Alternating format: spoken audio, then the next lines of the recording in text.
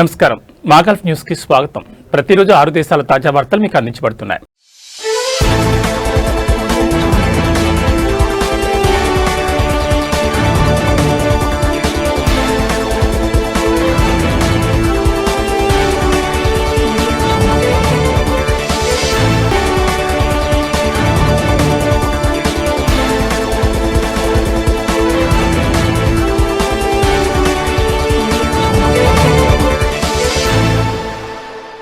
థ్రోబ్యాక్ food festival 3వ edition old Doha పోర్టులో ప్రారంభమైంది. ఈ ఫెస్టివల్ కు హాజరవుతున్న సందర్శకులను ఖతార్ చారిత్రక వంటకాలు ప్రదర్శనలు ఆకట్టుకుంటున్నాయి.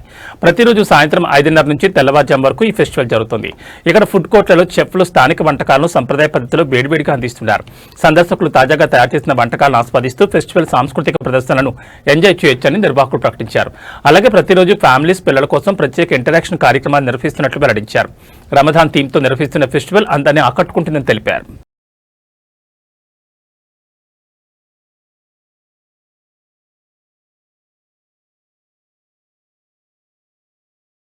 Shura council deep fake offence proposal ను డిస్కషన్ సెషన్ నుంచి విత్డ్రా చేశారు. దానిపై మరింత అధ్యయనం చేయాలని కమిటీకి తిరిగి పంపారు. డాక్టర్ ఎబ్బెసం అల్ దలాల్ ప్రతిపాదనకు వ్యతిరేకంగా ఓటు వేశారు. తదుపరి సమావేశంలో కొత్త సమీక్ష కోసం ముసాయిదాను విదేశాంగ వ్యవహారాలు, రక్షణ మరియు జాతీయ భద్రతా కమిటీకి తిరిగి ఇవ్వడానికి సభ్యులు అంగీకరించారు.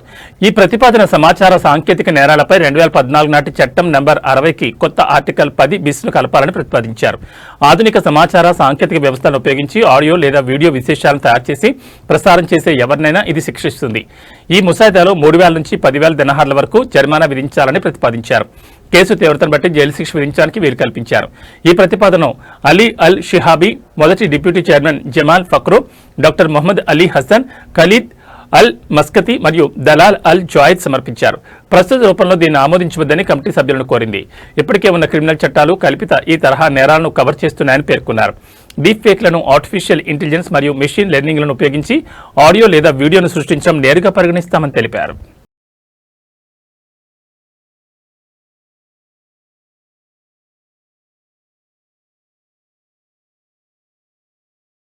ప్రభుత్వ, ప్రైవేట్ రంగ ఉద్యోగులకు యూఏఈ గుడ్ న్యూస్ చెప్పింది. 2026 ఈద్ అల్ ఫితర్ సెలవులను ప్రకటించారు. మానవ వనరులు మరియు ఎమిరిటైజేషన్ ప్రకారం ఫెడరల్ ప్రభుత్వ సంస్థలు మరియు ప్రైవేట్ రంగంలోని ఉద్యోగులకు ఈద్ అల్ ఫితర్ సెలవులను ప్రకటిస్తూ ఉత్తర్వులు జారీ చేసింది.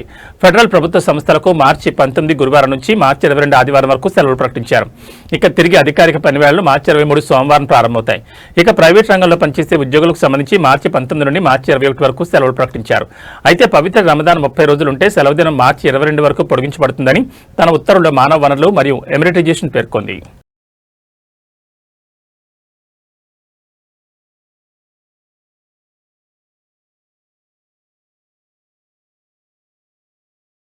కువైట్ అంతర్గత వ్యవహారాల మంత్రిత్వ శాఖ సెకండ్ రింగ్ రోడ్లో మేజర్ సెక్యూరిటీ డ్రైవ్ నిర్వహించింది. మొదటి ఉప ప్రధానమంత్రి మరియు అంతర్గత మంత్రి షేక్ ఫహాద్ యూసఫ్ సౌద్ అల్ సబా ఆదేశాల మేరకు ఈ డ్రైవ్ను చేపట్టినట్లు పేర్కొంది.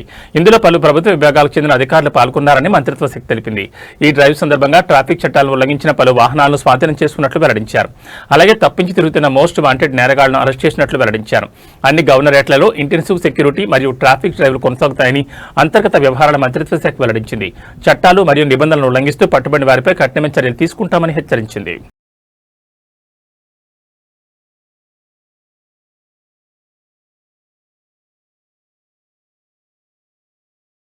ఒమన్లోని అన్ని భారతీయ కాన్సులర్, పాస్పోర్ట్ మరియు వీసా సేవలకు దరఖాస్తుకు OMR6 ఫిక్స్డ్ ఛార్జీలు వర్తిస్తాయని, ఎలాంటి అదనపు ఛార్జీలు ఉండవని మస్కట్లోని భారత రాయబార కార్యాలయం స్పష్టం చేసింది. ఈ మేరకు గైడ్లైన్స్ జారీ చేసింది. సుల్తానేట్లోని భారత కాన్సులర్, పాస్పోర్ట్ మరియు వీసా సేవలకు SGIVS గ్లోబల్ సర్వీసెస్ ఏకైక ఆథరైజ్ సర్వీస్ ప్రొవైడర్ అని రాయబార కార్యాలయం తెలిపింది. రాయబార కార్యాలయం తరపున దరఖాస్తులను స్వీకరించడానికి మరే ఇతర ఏజెన్సీ లేదా సంస్థకు అనుమతి లేదని పేర్కొంది. ఒమన్ వ్యాప్తంగా 11 దరఖాస్తు కేంద్రాలు నిర్వహిస్తున్న SGIVS దాని ఏ కేంద్రంలోనైనా సమర్పించిన ప్రతి దరఖాస్తును స్వీకరిస్తుందని వెల్లడించారు. ఇక పాస్పోర్ట్ దరఖాస్తుదారుల ఫోటోలను తీసుకురావాల్సిన అవసరం లేదని రాయబార కార్యాలయం తెలిపింది. SGIVS ప్రతి దరఖాస్తుకు సంబంధించి కేంద్రాల్లోని ఫోటోలను నేరుగా తీసుకుంటారని వెల్లడించారు. మరింత సమాచారం లేదా ఫిర్యాదులను మెయిల్ చేయొచ్చని ఇండియన్ ఎంబసీ సూచించింది.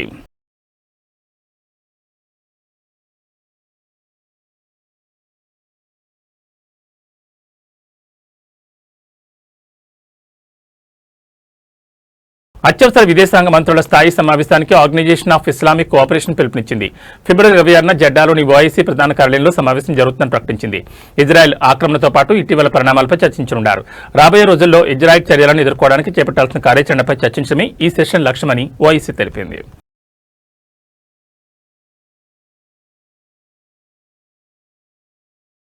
ఇవి మా గల్ఫ్ న్యూస్ విశేషాలు. మరో బులెటిన్లో మళ్ళీ కలుసుకుందాం. నమస్కారం.